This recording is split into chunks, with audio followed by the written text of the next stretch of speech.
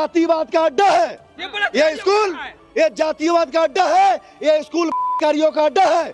अगर इस नहीं था तो एक दलित बच्चा करने के लिए मिला था इसको, और किसी जात के बच्चे यहाँ नहीं पढ़ रहा था। अगर स्कूल का प्रशासन क्यों नहीं उसको फांसी तक पहुंचाया, क्यों नहीं विरोध किया उसने इसको? तो स्कूल का जो प्रिंसिपल है ये प्रिंसिपल को बचाने का प्रयास किया। आज के बाद स्कूल नहीं चलेगा, हम आपको बता देते हैं। भीम आर्मी का डंडा झंडा मजबूत है, अगर जिसके अंदर दम है ये स्कूल खुलवा करके दिखा दे, हम लोग यहीं पे मौजूद हैं। नहीं चलने देंगे, नहीं चलने देंगे। टीचर ब्राह्मण जाति से आता है, स्वर्ण समाज से आता है, और स्वर्णों का काम है कि इस तरह इतना बड़ा स्कूल में एक नन्ही सी बच्ची के साथ दुष्कर्म किया जाता है, और यहाँ का जो प्रिंसिपल ये घोर जातिवाद उसके साथ न्याय दिलाने का काम नहीं करता है। स्कूल में आप लोग ताला मारिएगा? हाँ, बंद करेंगे, बंद करेंगे। इस स्कूल में छोटी छोटी बच्चियों का बलात्कार दुष्कर्म होता है, उनके साथ जातिगत भेदभाव होता है, और स्कूल प्रशासन उस शिक्षक पे कार्रवाई करने के बजाय उसको भगाने का काम करते हैं। इसलिए हम लोग स्कूल को बंद कर देंगे। और ये स्कूल दुष्कर्म करने का अड्डा बना है, छोटी छोटी बच्चियों का, नाबालिग बच्चियों का, जो अपने मुंह से कोई आवाज़ नहीं निकाल सकती हैं, उनके खिलाफ इस तरह की घटना को अंजाम दिया गया। तो ये हम सब लोग बर्दाश्त करने वाले लोग नहीं। इस स्कूल कैंपस के अंदर घटना हुआ है भाई, तो ये बताइए कि इस स्कूल प्रिंसिपल का भूमिका है कि नहीं है? देखिए ना, यहाँ से मुख्यमंत्री 15 किलोमीटर दूर पे रहते हैं, सम्राट चौधरी जी, और उन्होंने कहा है कि जब 14 साल से नीचे की बच्चियों के साथ कोई मामला होगा तो उसमें सीधे कार्रवाई नहीं, एनकाउंटर होगा।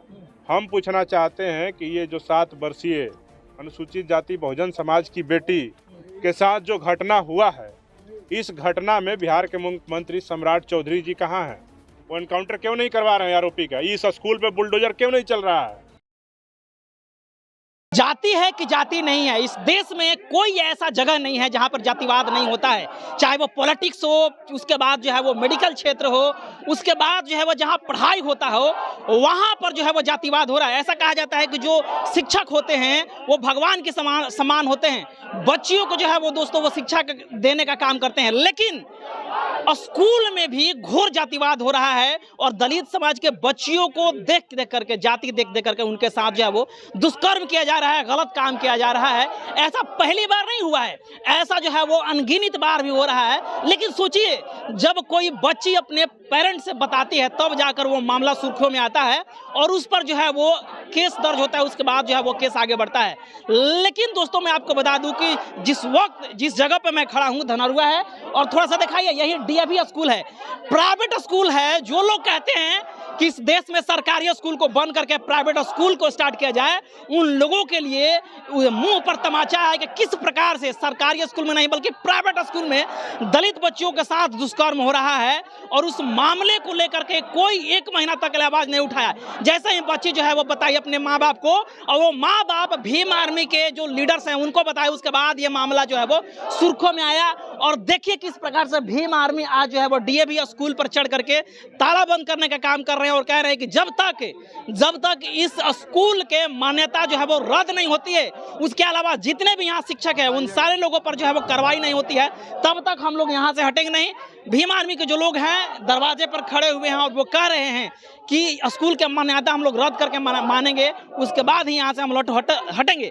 इसके अलावा जो है वो भीम आर्मी के जो प्रदेश अध्यक्ष हैं अमर ज्योति, उसके अलावा और भी उनके जो जिला अध्यक्ष हैं, सारे लोग आए हुए हैं। वो लोग क्या कुछ कह रहे हैं इस घटना पर, उनसे जानने के बाद हम बातचीत करते हैं। ये स्कूल जातिवाद का अड्डा है, ये स्कूल ये जातिवाद का अड्डा है, ये अड्डा है।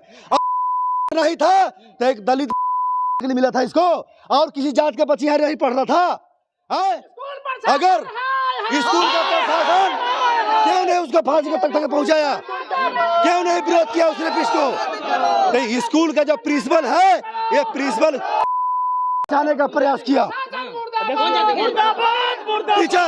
टीचर ब्राह्मण जाति से आता है, स्वर्ण समाज से आता है, और स्वर्णों का काम है कि इस तरह इतना बड़ा स्कूल में एक नन्ही सी बच्ची के साथ दुष्कर्म किया जाता है, और यहाँ का जो प्रिंसिपल ये घोर जातिवाद उसके साथ न्याय दिलाने का काम नहीं करता है। अगर बच्चा गलती करता है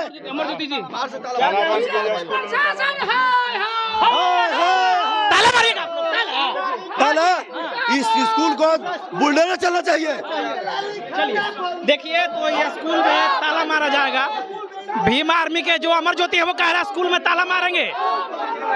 स्कूल में आप लोग ताला मारिएगा? हाँ, बंद करेंगे। ताला मारिएगा? इस स्कूल में कहाँ ताला मारिएगा? छोटी छोटी बच्चियों का बलात्कार दुष्कर्म होता है, उनके साथ जातिगत भेदभाव होता है और स्कूल प्रशासन उस शिक्षक पे कार्रवाई करने के बजाय उसको भगाने का काम करते हैं। इसलिए हम लोग स्कूल को बंद कर देंगे, क्योंकि इस मामले में प्रशासन के द्वारा इस केस में लिपापोती करने का काम किया गया है।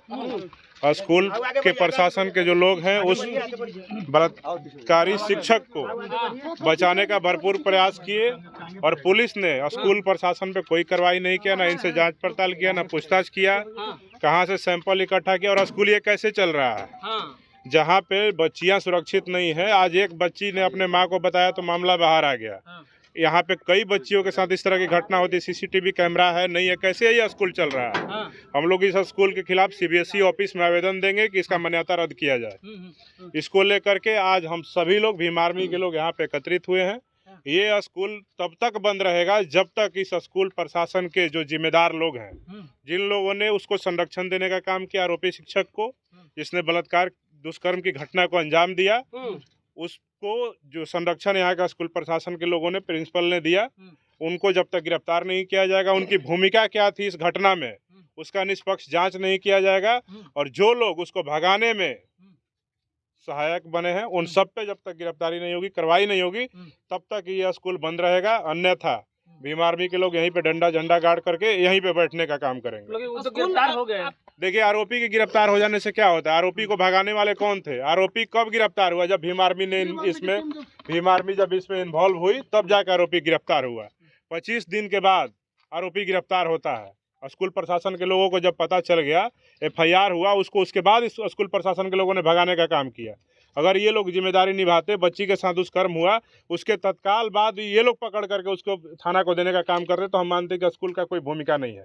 लेकिन मुझे लगता है कि स्कूल प्रशासन, प्रिंसिपल और तमाम जो यहाँ पे शिक्षक हैं, जो कर्मचारी हैं, उनका इन्वॉल्वमेंट है और ये स्कूल दुष्कर्म करने का अड्डा बना है। छोटी छोटी बच्चियों का, नाबालिग बच्चियों का, जो अपने मुंह से कोई आवाज़ नहीं निकाल सकती हैं, उनके खिलाफ इस तरह की घटना को अंजाम दिया गया। तो ये हम सब लोग बर्दाश्त करने वाले लोग नहीं। इस स्कूल कैंपस के अंदर घटना हुआ है भाई, तो ये बताइए कि इस स्कूल प्रिंसिपल का भूमिका है कि नहीं है? शिक्षक को भगवान के रूप माना जाता है। शिक्षक को भगवान का रूप माना जाता है, लेकिन यहाँ तो हैवान निकल गया शिक्षक।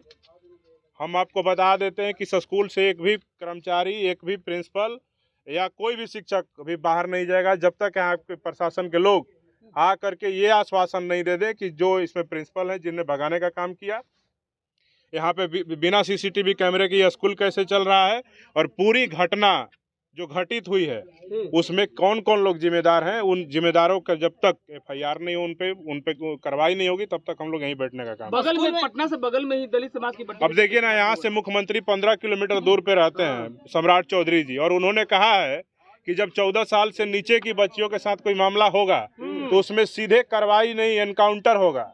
हम पूछना चाहते हैं कि ये जो 7 वर्षीय अनुसूचित जाति बहुजन समाज की बेटी के साथ जो घटना हुआ है, इस घटना में बिहार के मुख्यमंत्री सम्राट चौधरी जी कहाँ हैं? वो एनकाउंटर क्यों नहीं करवा रहे हैं आरोपी का? इस स्कूल पे बुलडोजर क्यों नहीं चल रहा है?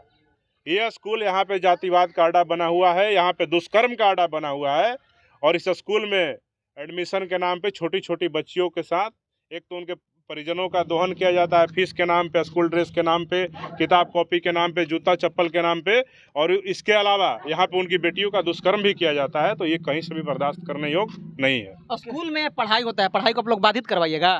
पढ़ाई कहाँ हो रहा है? यहाँ पे तो दुष्कर्म हो रहा है, यहाँ पे दुष्कर्म हो रहा है। वो एक बच्ची हिम्मती थी जिसने अपने घर में बता दिया कि इस प्रकार की घटना हुआ है। उसके पहले भी कई बच्चियों के साथ इस तरह की घटना हो चुकी होगी और वो लोग डर से, उनके परिवार के लोग लोक लाज के डर से प्रशासन को नहीं बताए होंगे, अपने घर परिवार को नहीं बताए होंगे, स्कूल प्रशासन पे कार्रवाई करने की बात नहीं किए होंगे। ये एक छोटी घटना नहीं है। अगर ये बच्ची अनुसूचित जाति बहुजन समाज की बच्ची नहीं होकर के ये अगर सवर्ण समुदाय की बच्ची होती तो ये देश का नेशनल न्यूज बना होता है। लेकिन दुखद है कि आज भी इस देश में जाति देख करके न्याय की भी मांग होती है, कैंडल मार्च भी निकाला जाता है और आरोपी पे भी कार्रवाई जाति देख करके ही होती है। तो हम बिहार के मुख्यमंत्री सम्राट चौधरी जी से, यहाँ के जिला प्रशासन के जो लोग हैं उनसे, या स्थानीय थाना से, एसडीएम से, यहाँ के डीएसपी से हम आग्रह करेंगे कि स्कूल की क्या भूमिका है इस घटना में, उसका जांच किया जाए, अन्यथा ये स्कूल को सील कर दिया जाए, इसमें बुलडोजर चलवाया जाए।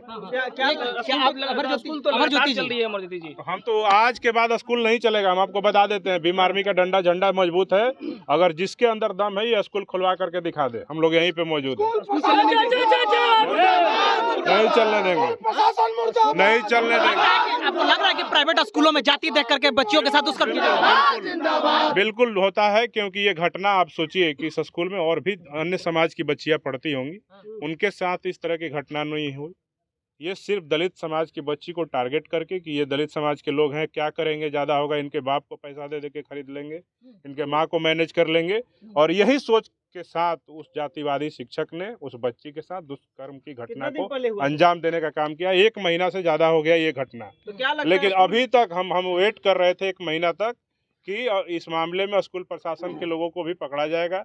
आरोपी शिक्षक गिरफ्तार हुआ तो उसके माध्यम से पूछताछ किया जाएगा कि तुमको संरक्षण कौन दे रहा था स्कूल में, तुमने किसके इशारे पे ये घटना को अंजाम दिया। और एक बार नहीं, वो बच्ची रो रो करके मुझे बताई है कि एक बार नहीं, उसके साथ कई बार उस शिक्षक ने इस तरह की घटना को अंजाम दिया, और यहाँ स्कूल प्रशासन के लोग जो हैं वो कोई कार्रवाई नहीं किए और कोई सुनवाई नहीं किए। तब जाकर के अंततः उसने अपने माँ को बताया और जाकर के FIR दर्ज हुआ, तब जाकर के ये स्कूल के लोगों ने उस शिक्षक को भगाने का काम किया। घटना के बाद भी स्कूल में पढ़ा रहे थे? बिल्कुल, वो लगातार पढ़ा रहा था। जब FIR दर्ज हुआ है तब वो भागा है यहाँ से। FIR दर्ज होने के पहले तक ये घटना को अंजाम देने के बाद वो पढ़ रहा है। क्या करेंगे आप लोग? न्याय मिलेगा? 100% न्याय मिलेगा। परिवार के लोगों से पूछ लीजिए, पहले दिन से भीम आर्मी के लोग इस घटना पे परिवार के साथ हैं, उस बच्ची के साथ, उसके माँ के साथ और तमाम लोगों के साथ है।